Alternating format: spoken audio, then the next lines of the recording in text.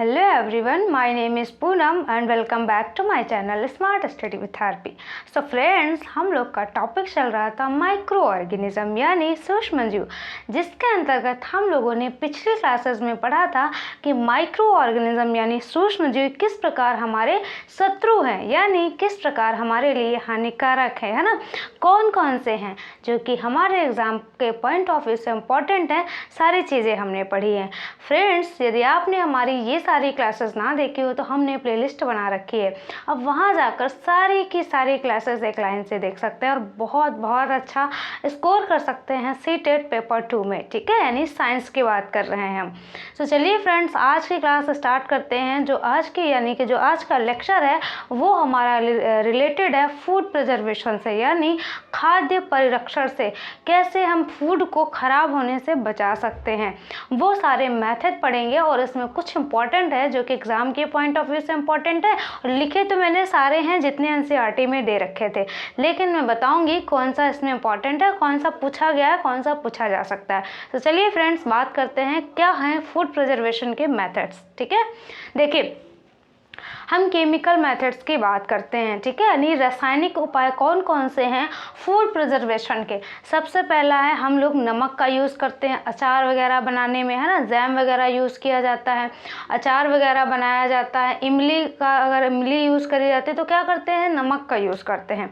ऐसा क्यों करते हैं, क्योंकि नमक क्या करता है, जो माइक्रोब्स होते हैं यानी जो सूक्ष्म जीव होते हैं उनके अंदर जो पानी होता है ना उसको सोख लेते हैं, है ना, और जिस कारण जो माइक्रोब्स होते हैं वो क्या करते हैं, ग्रो नहीं कर पाते, यानी वो धीरे धीरे क्या हो जाते हैं, नष्ट हो जाते हैं। सो नमक का प्रयोग हम क्यों करते हैं, तो नमक का प्रयोग इसलिए करते हैं ताकि जो माइक्रोब्स हैं वो ना हो, है ना, जो सूक्ष्म जीव है वो हमारे फूड को क्या करे, ख़राब ना कर सके, है ना। अगर मैं बहुत ही प्योर लैंग्वेज में बात करूँ तो संदूषित ना कर सके, है ना, और ऐसे इजी लैंग्वेज में तो ख़राब ना कर सके, इसलिए हम क्या करते हैं, नमक का प्रयोग करते हैं। और ये जितने सारे में पॉइंट मैंने लिखे हैं, कौन कौन से रासायनिक उपाय हैं, जितने सारे उपाय हैं ये सारे क्या करते हैं, तो जो वो माइक्रोब्स हैं, जो सूक्ष्म जीव हैं, उनकी वृद्धि को रोकते हैं, ठीक है, वृद्धि को रोकते हैं और धीरे धीरे क्या हो जाते हैं, ख़त्म ही हो जाते हैं, वृद्धि को रोकते हैं, इसीलिए इनका हम यूज़ करते हैं।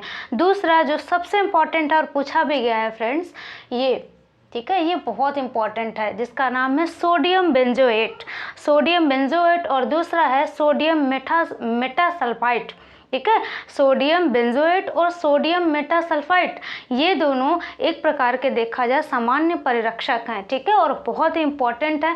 ये भी वही काम करते हैं, मैंने बताया जितने सारे उपाय हैं सारे के सारे क्या है, माइक्रोब्स को क्या करते हैं, ग्रो, जो उनकी वृद्धि है उनको रोकते हैं, ठीक है। तीसरा है चीनी का यूज़ करते हैं हम लोग। चीनी भी क्या करता है, नमी में कमी लाता है, जो माइक्रोब्स हैं उनमें क्या करता है, नमी में कमी लाता है, जिसकी वजह से किसका प्रयोग किया जाता है, चीनी का प्रयोग किया जाता है ना। जैम वगैरह बनाने में यूज़ किया ही जाता है चीनी का। तेल और सिरके का प्रयोग हम लोग अचार में करते हैं। एसिटिक एसिड का यूज़ किया जाता है, तेल का यूज़ किया जाता है। तेल और सिरका जो होता है वो जो हमारा अचार है, एग्जाम्पल के रूप में बात करें तो उसको ख़राब होने से रोकता है। आपने देखा होगा जितना अचार तेल में डूबा होगा वो ख़राब नहीं होता है, और जो बाहर होता है उसमें क्या लग जाते हैं, फंजाई लग जाते हैं। हमें नहीं पता आपके यहाँ क्या बोला जाता है, फंजाई को, कवक को क्या बोला जाता है, मेरे यहाँ बोला जाता है उसमें उसको क्या बोलते हैं, मेरे यहाँ तो कुछ और लैंग्वेज में यूज़ किया जाता है, मतलब फंजाई को यहाँ पर वो बूढ़ा लग गया है ना, हमारे यहाँ कहा जाता है बूढ़ा लग गया है, आपके यहाँ पता नहीं क्या कहा जाता है, मेरे यहाँ बूढ़ा बोला जाता है, ठीक है। सो बूढ़ा क्या है, जो बूढ़ा लग जाता है ना वही है फंजाई यानी कवक है, ठीक है। सो जिसमें तेल और सिरका प्रेजेंट होता है अच्छे खासे अमाउंट में, तो उसमें क्या होता है, वो अचार ख़राब नहीं होता है। आगे हम लोग फ्रीजिंग करते हैं ना, हम ख़राब ना हो हमारी जो फूड मटेरियल है उसको क्या करते हैं, हम लोग फ्रिज में रखते हैं, इसीलिए करते हैं ताकि माइक्रोब्स उसमें ग्रो ना कर सके, है ना, हमारा फूड जो है अच्छे से रहे, ख़राब ना हो। आगे है भंडारण एवं पैकिंग। आज इस टाइम पे देख रहे होंगे, आज के टाइम पे क्या है, सब्जियां हैं, है ना, मेवे वगैरह हैं, वो क्या हो पैकेट में आते हैं, तो वो वायुरोधी पैकेट में आते हैं, उनके अंदर वायु ना जा सके इस तरीके से वो पैक्ड होते हैं, ठीक है, सील होते हैं वो। सो ये भी एक उपाय है किसका, फूड प्रिजर्वेशन का। तो कौन कौन से उपाय हैं? नमक का प्रयोग। देखिए ये सारे तो आपको समझ में आ रहे होंगे। यहाँ पे सबसे इंपॉर्टेंट यही है, सोडियम बेंजोएट और सोडियम मेटासल्फाइड। ठीक है, सोडियम मेटासल्फाइड ये सबसे ज़्यादा इंपॉर्टेंट है। ये सब तो आप खुद ही घर में देखे होंगे, तो कोई दिक्कत नहीं है, आराम से इनको याद ना भी रखें तो कोई दिक्कत नहीं, बट इसको ज़रूर याद रखना है। ठीक है, अब आइए आगे बात करते हैं। और एक मेथड है गर्म एवं ठंडा करना। ठीक है, जो एनसीईआरटी उसमें यही लिखा है गर्म एवं ठंडा करना, लेकिन इसके अंतर्गत जो मेथड आता है उसको बोलते हैं पॉस्चराइजेशन, यानी पौष्टिरीकरण बोलते हैं। ठीक है, क्या बोलते हैं? पौष्टिरीकरण या पॉस्चराइजेशन बोलते हैं। अब इसमें क्या होता है, तो इसमें देखिए जो दूध होता है ना, उसको 70 डिग्री सेल्सियस पे क्या करते हैं, पहले गर्म करते हैं। कितने डिग्री सेल्सियस पे फ्रेंड्स, इसको ज़रूर याद करना।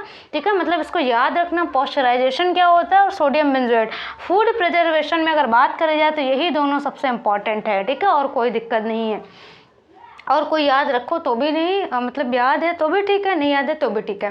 पॉस्चराइजेशन में क्या होता है, दूध जो होता है उसको क्या करते हैं, 70 डिग्री सेल्सियस पे गर्म करते हैं। उसके बाद 15 से 30 सेकंड के लिए क्या करते हैं उसको, 70 डिग्री सेल्सियस पर 15 से 30 सेकंड तक क्या करते हैं, उसको गर्म करते हैं। फिर फटाफट उसको क्या कर देते हैं, ठंडा करते हैं। और यही प्रोसेस क्या कहलाता है, पॉस्चराइजेशन कहलाता है। और इसमें क्या होता है, यानी ऐसा करने से क्या होता है, तो माइक्रोब्स जो होते हैं, सूक्ष्म जीव जो होते हैं, उनकी वृद्धि रुक जाती है।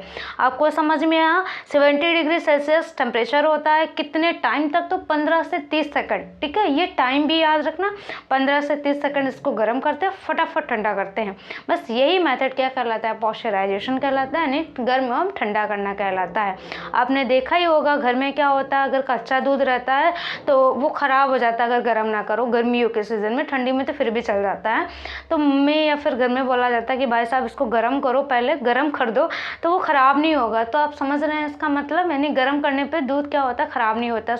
गर्मियों में सुबह भी गर्म करो, शाम को भी गर्म करो, वरना अगर सुबह किया तो शाम को नहीं किया तो ख़राब ही हो जाएगा। तो समझ पा रहे हैं क्यों किया जाता है। ये भी एक फूड प्रिजर्वेशन का मेथड है।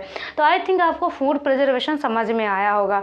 अब आगे बात करेंगे फ्रेंड्स हम नाइट्रोजन साइकिल के बारे में। ठीक है, नाइट्रोजन फिक्सेशन क्या होता है।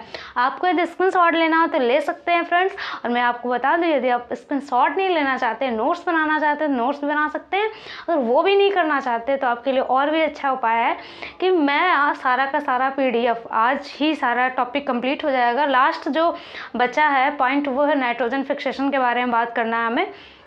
ठीक है, यानी कि जो नाइट्रोजन स्थिरीकरण है उसके बारे में बात करना है। नाइट्रोजन साइकिल क्या होती है उसके बारे में जनरल हमें पढ़ना है, जितना एनसीईआरटी में दे रखा है क्लास 8 में, तो उसको कंप्लीट करेंगे। उसके बाद ये चैप्टर कंप्लीट हो जाएगा। उसके बाद मैं PDF बनाऊंगी। ठीक है, जितना जितना मैंने कराया है सारी एज इट इज़, जैसे यहाँ पे मैं लिखती हूँ सेम टू सेम क्या होगा, PDF बनी रहेगी। आप क्या कर देंगे, टेलीग्राम चैनल को हमारे ज्वाइन कर सकते हैं और सारा का सारा PDF फ्री ऑफ कॉस्ट ले सकते हैं, है ना। नोट्स बनाए चाहे ना बनाए कोई दिक्कत नहीं है, बस जम के मेहनत करें। सो ये आप स्क्रीनशॉट लेना हो तो ले लीजिए, वरना मैं आगे नाइट्रोजन साइकिल की बात करती हूँ, नाइट्रोजन फिक्सेशन क्या होता है। ठीक है फ्रेंड, मैं साइड हो जाती हूँ, आपको लेना हो तो ले लीजिए, फिर मैं नाइट्रोजन फिक्सेशन की बात करूँ।